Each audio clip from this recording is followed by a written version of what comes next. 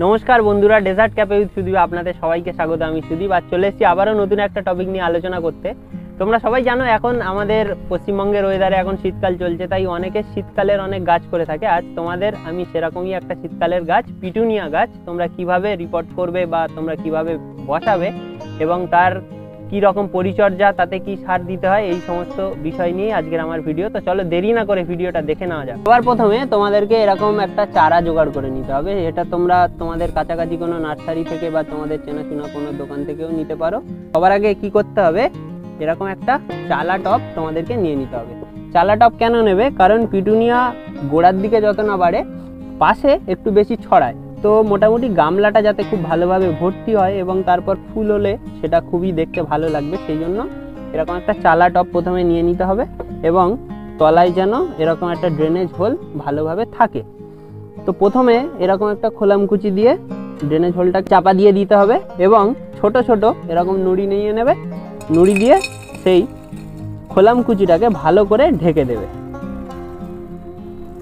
উপর দিয়ে তোমাদেরকে বালি দিয়ে দিতে হবে, যেরকম আমি প্রতি ভিডিওতে দেখাই। ড্রেনেজ ব্যবস্থাটাকে তোমাদেরকে সবচেয়ে ভালো করতে হবে, তা নাহলে ওয়াটার লগিং হয়ে গাছ মরে যেতে পারে। তো এখানটায় আমাদের পটটা রেডি হয়ে গেল। এবার আমি তোমাদেরকে মাটিটা কিভাবে তোমরা রেডি করবে সেটা বলে দিই। সবার প্রথমে এরকম মোটামুটি 70% মতো মাটি নিয়ে নিতে হবে এবং তাতে দিয়ে দিতে হবে 30% মতো। আমি এখানে ভার্মি কম্পোস্টের ব্যবহার করছি না, গোবর সারের ব্যবহার করছি। তোমাদের কাছে যেটা থাকবে হাতের কাছে তোমরা নিয়ে ব্যবহার করতে পারো।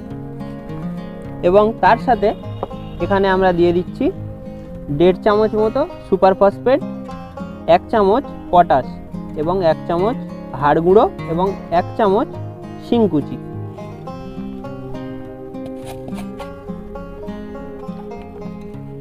এটাকে তোমাদেরকে ভালো করে মিশিয়ে নিতে হবে।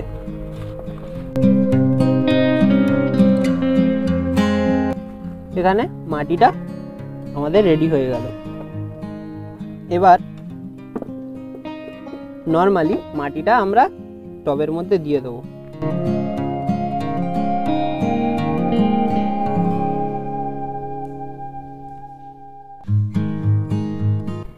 এখানে গাছটা রেডি হয়ে গেল। আমি দেখো এখানে উপর থেকে 1 ইঞ্চি মতো ছেড়ে রাখলাম, যাতে জল দিলে জলটা ছাপাছাপি হয়ে যাতে পড়ে না যায়, সেই জন্য উপর থেকে এরকম 1 ইঞ্চি ছেড়ে রাখলাম, যাতে পরবর্তীতে এখানটায় আমরা যদি কম্পোস্ট বা কোনো সার দিই সেটা দিতে যাতে সুবিধা হয়।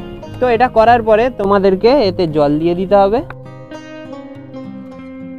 প্রথমবারে একদম ভালো করে এটা জল দিয়ে দিতে হবে এবং আর 1-2 দিন এটাই মোটামুটি জল দেওয়ার যাতে দরকার না হয়।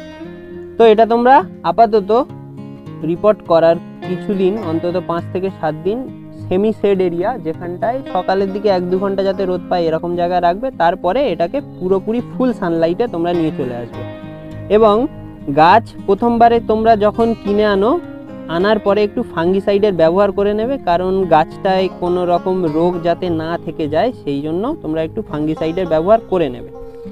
এবং গাছটা যখন বড় হবে, প্রথম ছোট অবস্থায় তোমাদের কাছে কুঁড়ি চলে আসতে পারে, কিন্তু আমি বলবো সেই কুঁড়িগুলো নেবে না।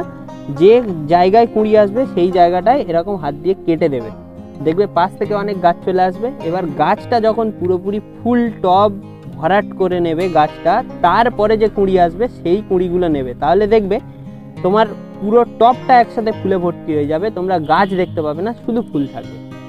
এবং এই যে খাবার দিয়ে দিলাম, এখন কোনো রকম খাবার দেওয়ার দরকার নেই।